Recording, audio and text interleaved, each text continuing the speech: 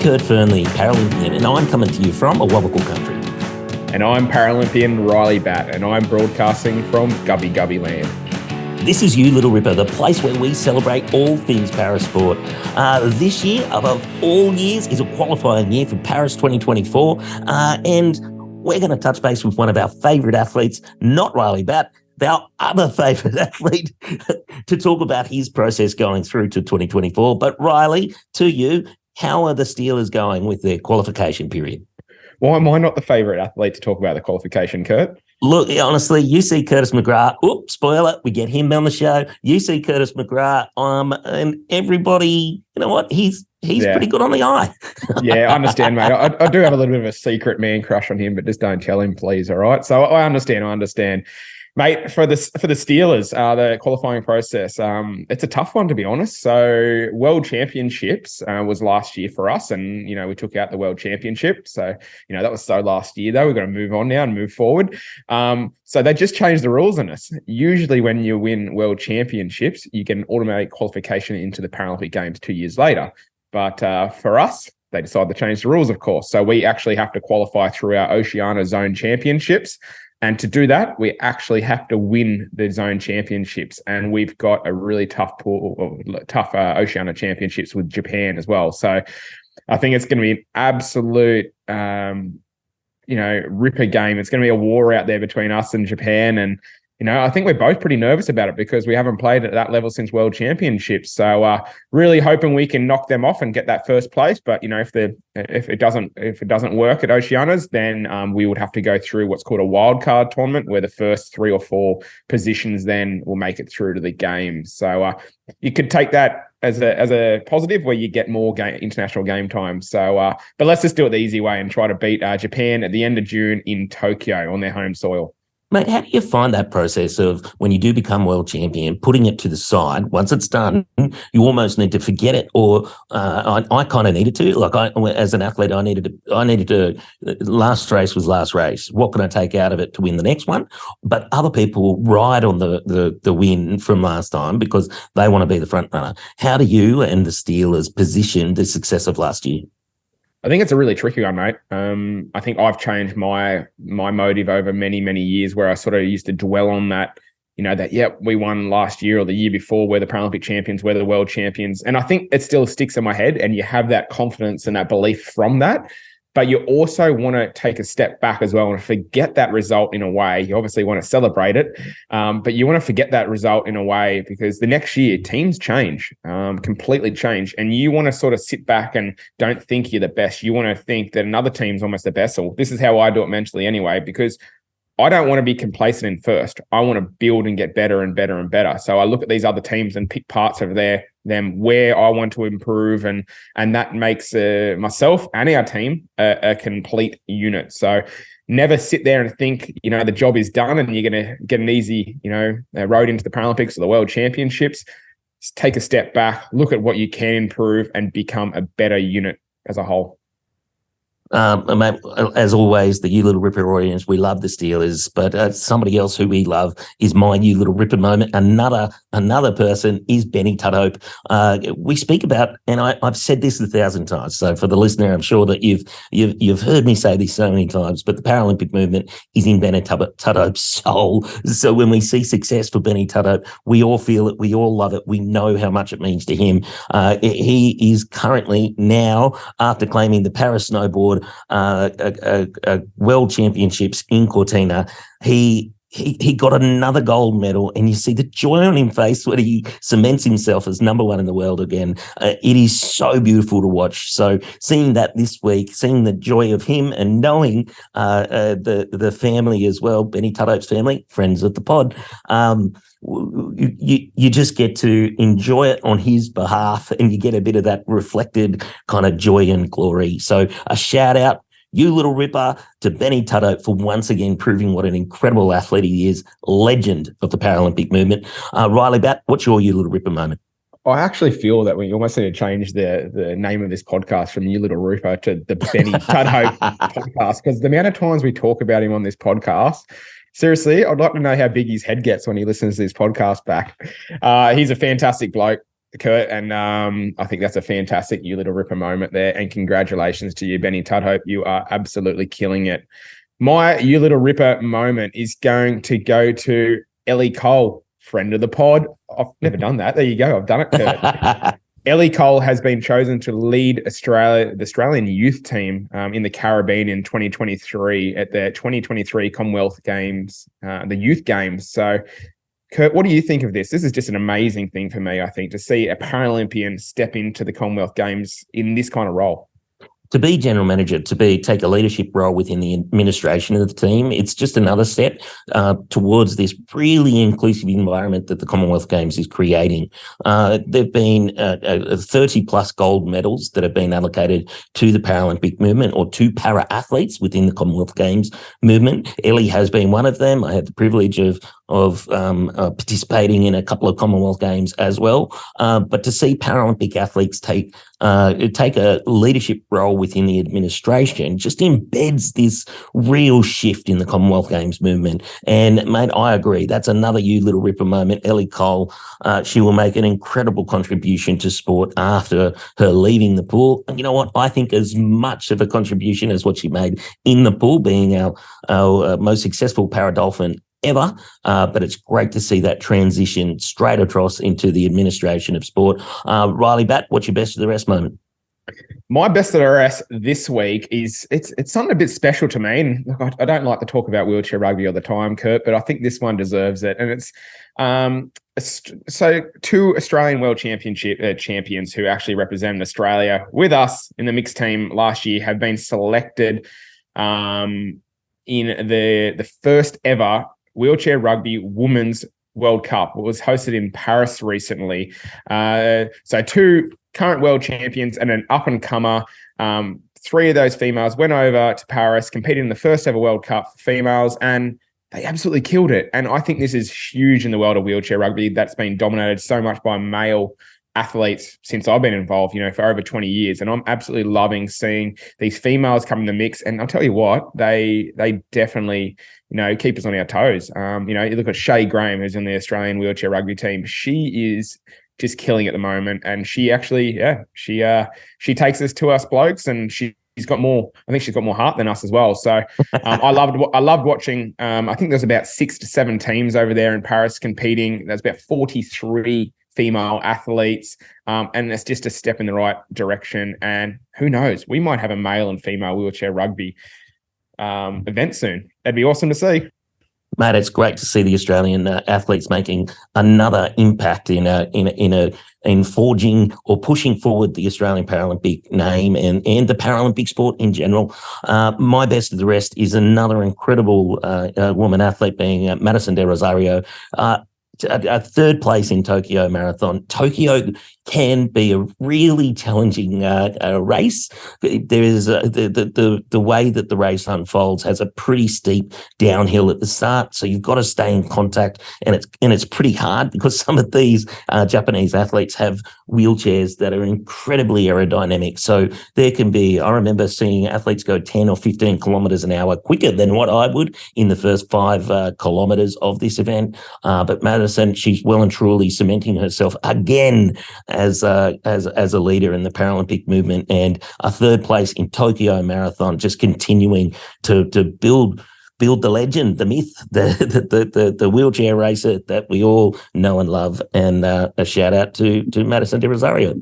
Kurt, she's also, I'm just going to chime in a little bit there. I noticed I went to the Oz Day 10K earlier this year, obviously in Australia Day, and Maddie De Rosario has got this new U-Butte race chair that was obviously set up, and it was set up in a wind tunnel. So she told me that it's a completely different chair for her, and it's something she's trying to get used to. So I guess some of these races that you might see the next couple of months, she still could be getting used to this chair. She could be still setting it up. But I think the long run is that, it's going to be more aerodynamic. It's going to be more sturdy. You obviously know that the chairs, mate. You've raced them once or twice before, but that she told me she loves the chair. She's just got to get used to it. So I know what it's like in a wheelchair rugby chair. So small little 1% increments that you make. We're like F1 drivers in a way. We love those small little increments, and people might think that's absolutely silly that you change, something a couple of mil, but it makes a world of difference. Just your reiki, your chair, your pushing style, anything like that.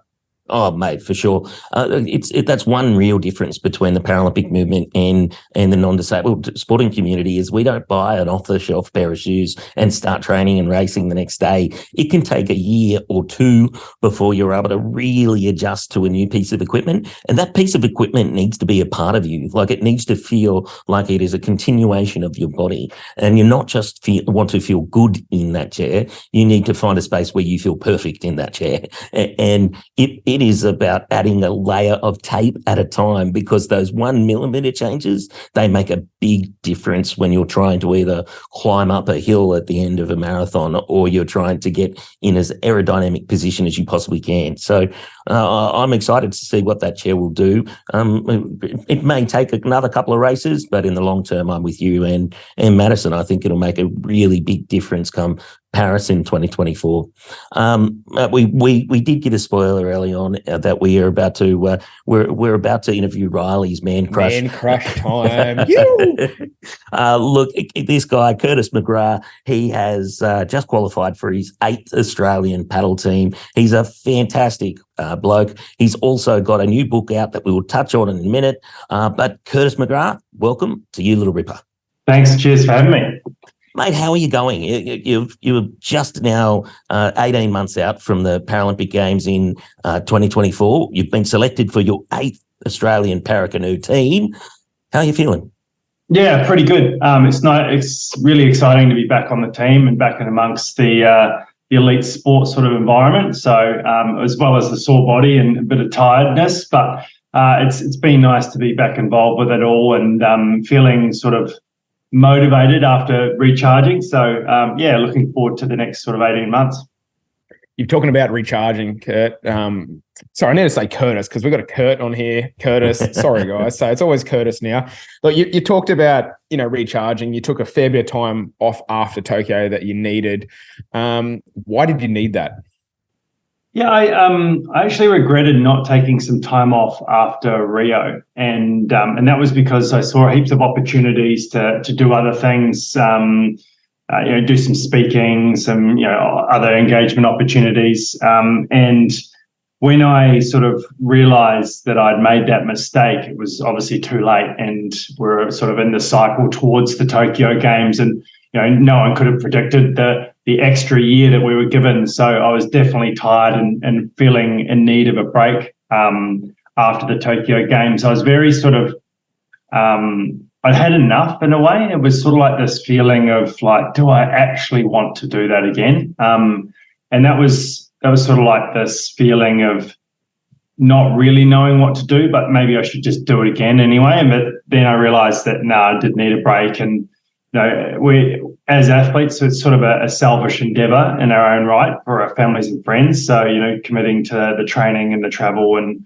the lack of sort of connection towards your family. So having that opportunity to stay at home and enjoy other things like, going on some travel and doing some speaking and whatnot. But it was nice to have that time, but also using that to feel a little bit of that hunger to get back on the horse and settle up for the Paris cycle. Mate, I always used to think that to be a Paralympic athlete, balance doesn't happen it may not happen in a period of 6 months or even 12 months, but it's about finding a balance that works over a 4-year period. So I always found a little bit of time to disappear and create those long-lasting passions, that run alongside it. But there was always a price that was paid on the other side of that, because when you get back into sport, that pain, that trench that you kind of live in on a day-to-day basis, training where your body feels like it's ripped apart, getting back to that space was just so hard. How has your body responded to get back into the zone?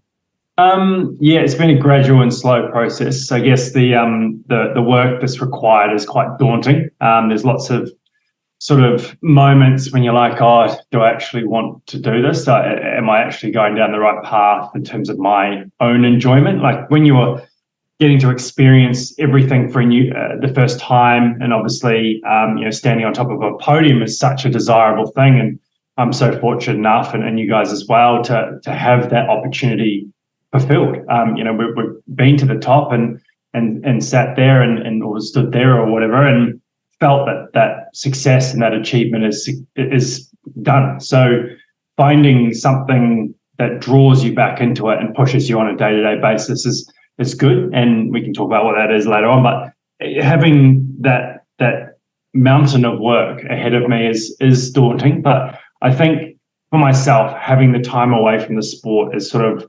reinvigorated that desire to really enjoy what I'm doing and having the opportunities to get out and be an active person. And I did not much in my year off, but I did a little bit, enough to keep the weight under 100 kilos and and feeling still capable of doing physical activity. But yeah, the training ahead is about to ramp up. Like, we've had some pretty heavy training, but it's all been around for myself specifically around fitness and getting fit again. And I did a session yesterday. It was a lactate session. I just felt like I could have stepped that up even more and been more put myself more in the locker and the hurt locker. And I had a quick chat to the physiologist, and she goes, "You might as well throw yourself in there now. It's the right time to do it after nationals, obviously." So yeah, there's a bit of sort of strategy around approaching the path ahead. Curtis, you talked about achieving sort of your goals. Obviously winning multiple gold medals and having an outstanding campaign at Tokyo. Look, I've been through the same sort of situation where you've sought after your goals for so many years, and you achieve those goals, and then you achieve your next goals, and you're trying to sort of, I guess, you're representing your country. At the end of the day, is a fantastic thing, but you've done what you want to achieve, and you're sort of scraping at the bottom of the barrel to find that motivation and something to fuel you and drive you next. And you just sort of talked about it then. I want to know what drives Curtis McGrath to achieve, more success at the Paris 2024 Games. I'm actually excited by the challenge of the new athletes that are coming in from internationals in the international arena. There is some really great talent coming through here in Australia, but there's still a little bit of time there for them to develop into podium potential athletes. And it's great to see that there's a bit of growth there and everything. Overseas, there's a new athlete. I've actually raced him before, but unfortunately he mistimed his performance to get into the Tokyo team and missed the opportunity there. So he's now back into it and has gone faster than me, got a world fastest time and all that sort of thing. So it's exciting. Jack Ayres is his name from Great Britain. So it's exciting to have that opportunity to race someone that's really going to push me, and knowing that there's that opportunity to fail. I think that's actually quite an interesting feeling, and I've never actually thought about it too much, but the opportunity to learn from failure is something that we try and avoid too often, I think. And if we can go there or put ourselves in that environment where there is that opportunity, obviously without injuring ourselves, it's more of a chance to grow. And I think that's one of the main sort of dangling carrots in front of me. But also, as you guys know, being successful, people look up to you, and trying to continue on with that sort of feeling of leading, being a part of the sort of the leadership group within the Paralympic team is an amazing opportunity, amazing role that myself and a couple other people from the Athletes Commission and the wider Paralympic community, like you guys. So having that sort of, I think, hope that there's an opportunity there to sort of step up or be a part of the wider community as we head towards Paris, and beyond as well, because there's so much going on in Australia, especially in southeast Queensland with Brisbane 2032 coming. So there's a bit going on. Oh, mate, the way that you've embraced the position within the Paralympic movement it's been incredible to watch, and the work that you do behind the scenes on behalf of the representation of yourself in the Athlete Commission. It's always it's reinvigorating actually to see you get stuck into that as well, mate. It's one thing to get to become Paralympic champion or even back-to-back champion, and you've got a lot of gold medals behind you. But you've got the potential to go 3 consecutive Paralympic Games as a gold medalist. I couldn't do it. I got there twice. The third I couldn't do it either. The third time was like you said. It almost like it shifted, and you were faced with, rather than the gold medal, it was the fear of not getting the gold medal. But the impact when you do see those 3 in a row gold medals, that's Dawn Fraser territory, that's Louise Savage territory. That's not just the greatest of a period of time. You're entering into the rare moments of being the greatest of all time. Has that hit you? Not really. I haven't really put it down like that. And I think that's the way I approach things. People are like, oh, what next? What are you doing after Paris? I'm like, what the fuck? I don't know. Like, I'm just going to figure that out after I get over this big hurdle. And having the opportunity just to wear the green and gold, I think, is something that you can't really put it into words. Everyone's got their own feeling about it and way to approach it or to describe it. But representing something that's really amazing, not just the Australian country and culture, but the Paralympic movement and where we're going and what we've achieved so far is pretty amazing. So to be considered in that sort of group of people that have done so much for sport, for people living with a disability and the people that will live with a disability in the future is it's an amazing feeling. But yeah, so I don't know, just approach it as day to day and we'll see what happens on the day. But I remember I often get asked, how do you approach a race and things like, how do you feel nervous? Do you feel nervous? And I often don't feel nervous if I've prepared well. And if I know I've prepared well, you can leave it all out there and go out and execute the way you know how and just see what happens. But, there's always someone out there that's going to be, or there's always the bigger fish. So there's always going to be someone out there that's going to be faster or stronger or more finesse or whatever, but that's high performance sport and we go there and do our best. So yeah, that's all I'll try and do. Yeah, good job, by the way, Kurt Fearnley, putting the pressure on him for 3 Paralympic championships in a row. Bloody hell. Pressure, but heaps of pressure. Yeah, I think you did that to me in Tokyo too, so hopefully it ends up better for you. Okay, Curtis?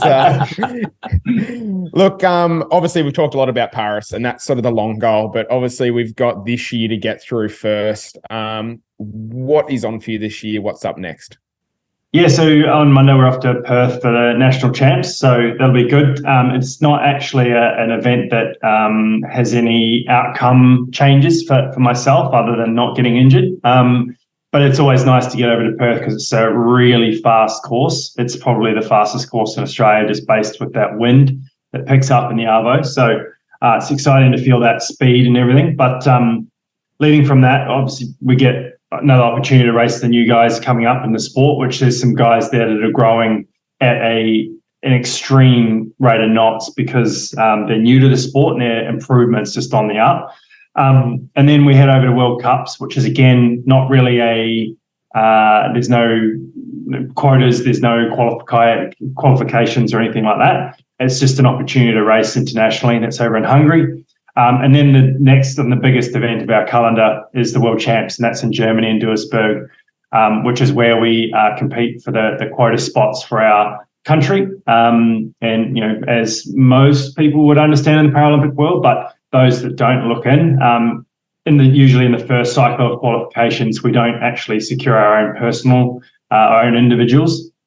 We secure quota spots for the country, and then we have to race it out next year as we lead forward. So, the goal there is to be up top 6. Due to my lack of training and everything last year, there will be a little bit of a little dangling sort of thought in the back of my mind that have I done enough type thing. So these next few months are going to be supremely important. And then straight after that, we fly into, I don't know if we're flying or driving or training or whatever, to Paris. So we get to race on the Paralympic venue, so in Olympic venue. So that's going to be a pretty amazing feeling to get there and suss it all out and feel what it's like, and hopefully eat some croissants and crepes. You had me at croissants. Mate, congratulations. You've released your book as well. The only book that Ryley Batt has ever read, or at least he's 3/4 of the way through it. So I won't spoil the ending. I told you before the podcast to tell him I read the whole book. I haven't quite finished it yet, Curtis. So I don't know the end result. Okay. Mate, I think it's gold in Paris, isn't it? That's the end result. Yeah. Yes, it's a perpetual book. It just keeps growing. That is Blood, Sweat and Steel. For all those listeners that are after a good read, it's a bloody great read because it's a brilliant person that's on the other side of that book. Curtis McGrath, you're always a favourite here at You Little Ripper. Good luck for the year ahead. Good luck for Nationals, and we can't wait to cheer you on to 2024 and in Paris. Yeah, cheers, guys. Thanks for having me. And I can't wait to finish the book. Curtis McGrath, what an absolute legend. Talking about legends, there is a 7-strong national paracanoe team that has been announced to compete at the World Cup, and that includes Mark Daniels, Dylan Littlehales, of course, the great Curtis McGrath, Kathleen O'Kelly-Kennedy, Amy Ralph, Ben Sainsbury, and Susan Seipel. There's some big names in that team, and no doubt big results ahead. That's it, Ryley. We've got to the end of the show. That went so quick, mate. Time flies when you're having fun. And thank you for listening to our podcast. We love Parasport and we want to share how amazing it is with the rest of the world. But we need your help to do that. We do, Kurt. We need you all to tell your friends what we are doing here. And then please leave us a nice review. Extraordinarily nice reviews. Only nice reviews are allowed. And we'll be back with more interviews with your favourite athletes. So make sure you've followed You Little Ripper wherever you get your next episode. And we'd also like to say a huge thank you to Toyota for supporting this episode of You Little Ripper. Oh, what a feeling. Thanks, Toyota. You Little Ripper.